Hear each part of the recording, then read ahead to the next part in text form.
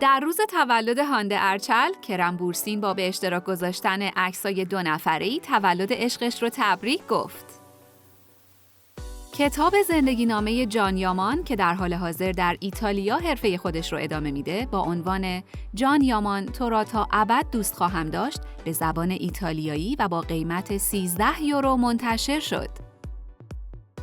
زوج کیوانچ تاتلیتو و باشاک دیزر که قراره به زودی پسردار بشن میخوان از یه طراح حرفه‌ای برای اتاق بچه کمک بگیرن و این اتاق ویژه تا 1 ماه قبل از زایمان آماده میشه.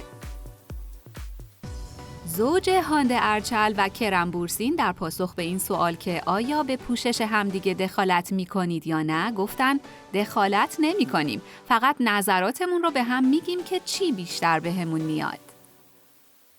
جمره بایسل به همراه عشقش آیتاچ شاشماز در جشن تولد برادر آیتاچ یعنی اسماعیل اگه شاشماز که در منزلشون برگزار شد شرکت کرد. سریال ایتالیایی و پلیسی جان یامان به نام بنفش مثل دریا قراره از ماه مارچ و از یکی از پربیننده ترین کانال‌های ایتالیایی پخش بشه. طبق اخبار رسانه‌ها آراس بولوت اینملی و بیگ اونال که بعد از 6 سال رابطه در تابستون امسال از هم جدا شده بودن با هم به آمستردام رفتن و آشتی کردن دوباره‌شون رو اونجا جشن گرفتن. کرم بورسین به عنوان اولین سخنگوی کمپین هی فور شی در راه دستیابی به برابری جنسیتی در جامعه همراه این کمپین شد. سرکای توتونجو عکسی در حال تماشای فیلم ایرانی درباره الی به اشتراک گذاشت و از دوست خودش برای معرفی این فیلم تشکر کرد. اون گفت که از طرفدارای پر و پا قرص اصغر فرهادیه.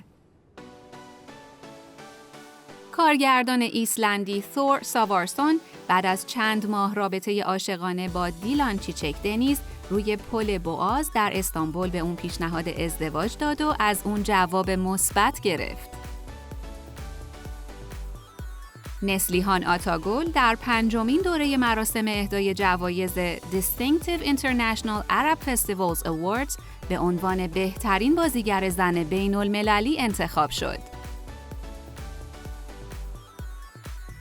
اوزجان دنیز عکسی به همراه خواننده معروف ایرانی معین در رستوران ایرانی تهدیگ در استانبول به اشتراک گذاشت و نوشت خواننده ایرانی که صدای دلنشینش رو با علاقه گوش میدم.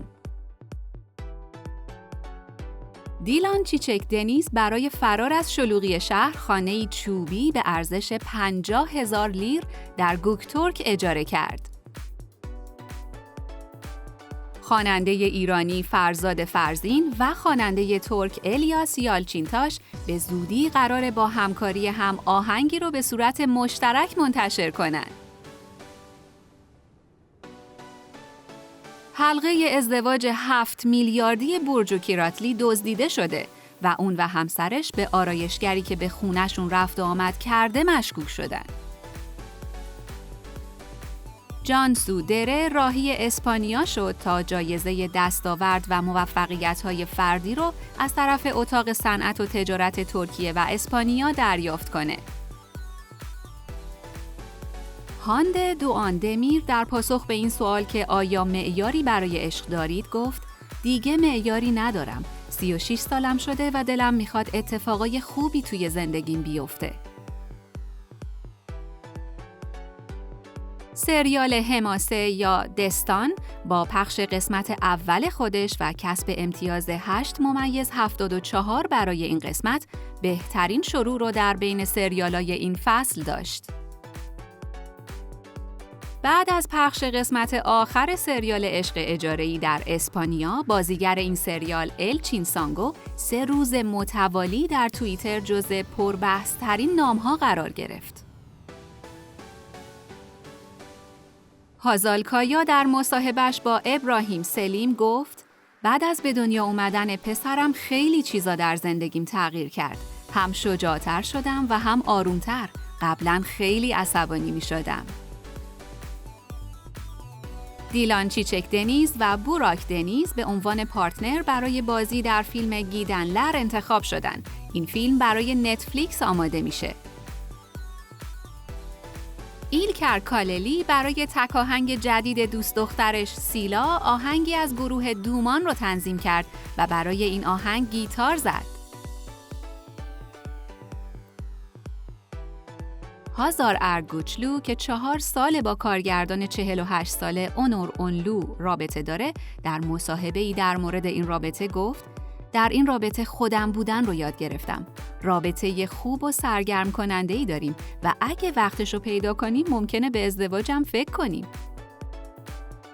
جنسیت فرزند دوم زوج کنان ایمیرزالیولو و سینم کوبال مشخص شد.